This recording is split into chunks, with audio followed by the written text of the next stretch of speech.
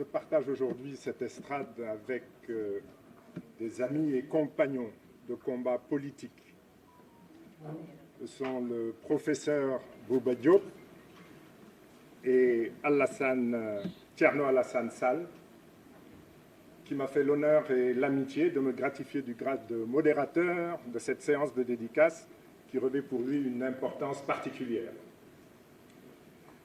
Il m'a demandé de ne pas être que cela, m'invitant à aussi prendre la parole pour livrer mes impressions de lecture de son livre avant le débat et sa modération. Il m'avait déjà fait le privilège de m'en faire remettre un exemplaire parmi les tout premiers réceptionnés. Il devint immédiatement mon livre de chevet, agréable à lire, instructif sur les pratiques des politiciens qui dirigent notre pays, que je connaissais déjà. Il m'a toutefois fait découvrir d'autres facettes de la personnalité de Thierno. Je crois qu'il y a un problème de micro. C'est pourquoi, laissant au professeur Bouba Diop et à lui-même le soin de vous parler du contenu de son livre, je fais le choix d'évoquer la naissance et la trajectoire d'un homme politique que je vois devenir référence dans notre cher Sénégal. Se mettre au service de l'intérêt général par activité citoyenne ou par activité politique et sacerdoce reposant sur trajectoire. Celle de Thierno commence avec sa naissance. Il est fils d'imam, docteur en islam, érudit du Coran, guide respecté. La naissance est importante, elle ne suffit pas. L'essentiel se trouve dans la part d'éducation venue de ses parents, de leur enseignement, aussi bien que du modèle qu'ils vous projettent. L'enfant élevé au sein de familles pauvres ou riches, d'en haut ou d'en bas, mais où les valeurs comptent, apprend à les vivre, les adopte et forge sa propre personnalité avec pour forte et solide ossature celle d'un croyant et pour la circonstance, celle fondamentale de l'islam. Citons-en quelques-unes. Le respect de son prochain, quel qu'il puisse être, riche ou pauvre, puissant ou faible, savant ou ignorant. Le respect du bien d'autrui, privé ou collectif. Le rejet de l'accumulation obstinée et de l'accaparement, le souci de pouvoir donner à son prochain jusqu'à une part de soi, par son temps, ses conseils, la révolte face à l'injustice, l'humilité plutôt que l'arrogance, la sincérité et la vérité de la conviction plutôt que l'hypocrisie et le mensonge de l'imposture. Vous l'aurez remarqué, ce sont là des valeurs et des qualités qui font l'homme politique authentique, plutôt que le petit politicien arriviste, opportuniste, intrigant. Dans cet environnement familial, la trajectoire de Thierno se poursuit. Né musulman, il le devient aidé par sa naissance et son entourage. Le musulman ne l'est pas par 5 prières quotidiennes auxquelles s'ajoute le pèlerinage pour se faire pardonner péché que l'on renouvelle. Par l'enseignement sincère et qui ne peut l'être que lorsque venu d'un père, le bon musulman sait qu'il l'est par ses qualités morales. Notre bien-aimé prophète, paix et salut sur lui, a enseigné aux musulmans rites, droits et pratiques. Mais il a d'abord et avant tout été le meilleur des hommes, poussant Lamartine à l'interrogation suivante: à toutes les échelles où l'on mesure la grandeur humaine, quel homme fut plus grand? Fin de citation. Tout comme la sainte Mariama, mère de Jésus, un saint, est la meilleure des femmes de l'humanité, bien qu'ayant vécu avant l'arrivée de l'islam. Sourate 3, verset 42. Meilleurs ils l'ont été parce que par leur piété, leur qualité, vertus et attitudes. Thierno choisit donc d'être homme et de réaliser une carrière et une vie mesurée non à l'aune de l'argent gagné et accumulé, mais par des attitudes de bons professionnels au service de missions d'intérêt général. Il choisit une route difficile en Afrique, au Sénégal, mais avec une obstination qui lui fera perdre ou délaisser des fonctions et autres avantages, autres conforts. Un homme de vertu et de qualité s'obstine toujours à les conserver. Tout chemin de carrière est parcours d'obstacles. S'y frayer un passage n'est jamais une sinécure. Tierno les traverse sans les évoquer. Par contre, son ouvrage est l'occasion de se plaindre de ses premières vraies souffrances professionnelles. Elles naissent d'un ministre, d'un régime, d'un État qui s'acharne à remettre en cause la participation du Sénégal à une organisation régionale performante ayant permis le développement de l'aviation civile sur notre continent. Tierno décide de s'opposer à une tentative non dissimulée de faire main basse sur les milliards que génère l'activité de cette organisation au Sénégal. Il quittera ses fonctions plutôt que d'être complice d'une telle forfaiture. Cet épisode professionnel deviendra déterminant dans son engagement politique. Notons ensemble que chez Tierno, l'engagement professionnel au service de l'intérêt général a précédé l'engagement politique.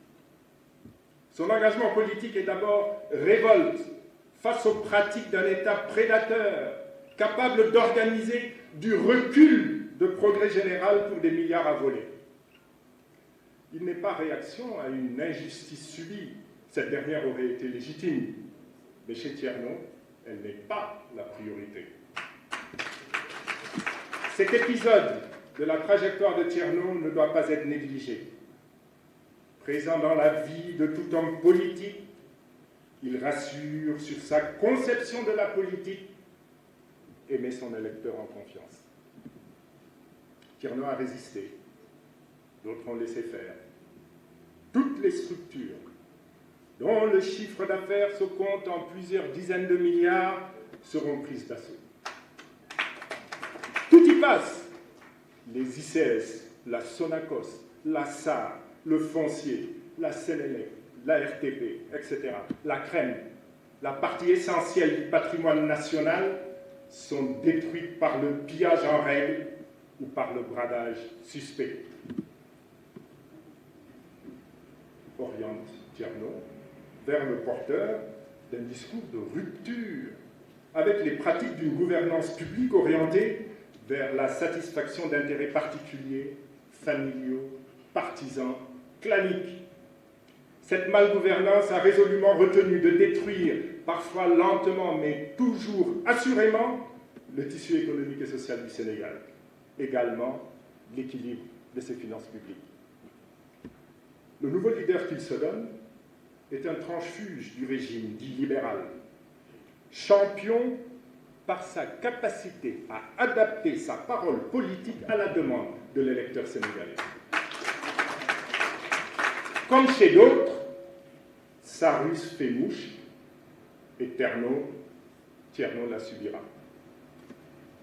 Tierno sera de l'équipe qui gagne en 2012 pour placer la patrie avant le parti et mettre en œuvre une gouvernance sobre et vertueuse au service des citoyens. Le projet est également de donner le Sénégal en exemple mondial de démocratie. Le premier mandat de 7 ans sera réduit à 5 années. Le troisième sera banni. L'exception est de nouveau sénégalaise. Notre dignité nationale et individuelle est flattée. Des chefs d'État étrangers nous font entrer dans l'histoire. C'est l'euphorie. Tôt engagé dans l'aventure courageuse de l'APR, car elle le fut, c'est justice, lorsqu'il hérite d'une des agences les plus convoitées, la RTP. Alors devenu Premier ministre, je fais sa connaissance. Il sera le seul à réclamer la baisse de ces émoluments. D'autres avant lui les trouvaient pourtant insuffisants et les arrondissaient par d'innombrables magouilles. Il sera l'un des rares responsables de structures à engager de vraies enquêtes sur les pratiques de ses prédécesseurs. La CRI est annoncée devant reprendre du service. Il ne s'agit en fait que d'un leurre de plus, et le très proche futur montrera que l'ère des magouilles est loin de s'achever. À la tête de l'ARTP, Thierno est écœuré par l'affaire du siège de l'ARTP parmi d'autres. Il décide de s'en prendre à Cheikh Amar, sans doute parce que ce dernier doit rester utile au nouveau prince. Thierno quitte l'ARTP et devient ministre. Premier ministre, j'apprécie ses méthodes de travail dans la clarté et la transparence, son refus d'abdiquer ce qui est intérêt de la nation. Certains secrets restent entre nous. Cette intransigeance lui fera quitter une première fois le gouvernement.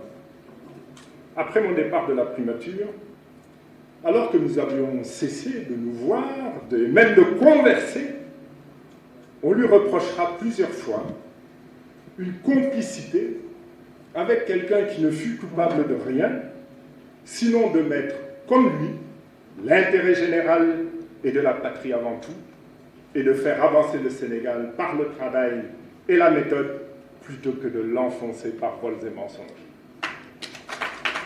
Les ennemis des bonnes pratiques en matière de gouvernance nous ont fait cousins ou frères, parce que partageant les mêmes valeurs. Thierno reviendra aux affaires, en qualité de ministre en charge de l'énergie. Mais qui ne se ressemble ne s'assemble. Le protocole de l'Élysée explique son refus de couvrir la main basse, cette fois sur le futur du Sénégal, c'est-à-dire son pétrole et son gaz. D'autres l'ont fait, bradant et compromettant l'avenir des générations futures, sans sourciller et sans glorifiant parfois. Le remaniement du 2 novembre dernier, par contre, ne fait pas mentir l'adage. Qui se ressemble, s'assemble. Thierno, lui, a choisi son camp. Une nouvelle fois, il sera celui du refus de la magouille et du non-droit au détriment du peuple sénégalais. Il sera celui de l'honneur, quel qu'en soit le prix. Mesdames et messieurs, l'heure est grave. Elle est grave car l'histoire politique du Sénégal se répète.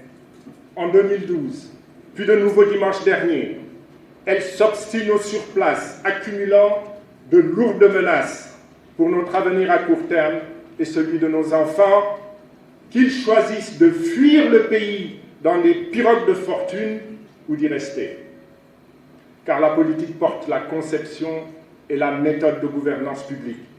Au-delà de leur capacité à organiser des élections truquées par parrainage innovant, impossibles à appliquer, et autres vieilles méthodes, les politiciens professionnels continuent de tromper le peuple avec paroles mensongères suivies de wak-waket et reniements. Ils achètent les consciences en violation de la loi. Ils entretiennent à dessein une pauvreté généralisée pour corrompre le vote de celui qui la vit grâce à l'argent public qu'ils ont auparavant détourné. Les slogans d'émergence, de fast track, de zéro déchet, les taux de croissance factices ne résisteront pas longtemps au chômage qui progresse, à la pauvreté qui s'accroît, au désespoir qui gonfle, à la colère qui gronde. L'heure est grave. À l'électeur sénégalais de se réveiller. Une démocratie se bâtit certes dans la durée, mais fort des leçons tirées de son expérience par simple observation, qu'il retienne au moins la nécessité de construire son choix dans l'isoloir sur la base de valeurs qui appartiennent à sa culture. Nit jikko ja badoolo melola badoolo ku ko dénk réew ci rëccu wax doyut saytu démb ki wax moo am solo ku musul jiite mbooloo mu juróomi nit doo ko dénk ministre ba dénk ko am réew. Thierno, je suis très heureux de t'avoir retrouvé. au sein du Congrès de la Renaissance démocratique, le CRD, pour de nouveau partager avec toi les valeurs phares choisies en regroupement avec d'autres partis et mouvements, tous présents, à savoir la citoyenneté et l'éthique. Les habitudes sont pénibles à changer. Mais en politique, comme dans la vie professionnelle, il nous faut éviter les chemins les plus courts, faits de compromission et de précipitation. Retenons la route la plus difficile, faite de sincérité et de vérité dite à nos concitoyens, avec pour objectif l'éveil de leur conscience. Et en réponse à ceux qui souhaitent poursuivre leur rapine aux dépens du peuple, en accusant de traîtrise ceux qui les dénoncent, qu'ils sachent que dire la vérité ne saurait être trahison lorsque l'on a refusé d'être complice de leur forfaiture. Il s'agit plutôt de panache et d'honneur, autant de stades de dignité qui leur seront à jamais inaccessibles. Je vous remercie.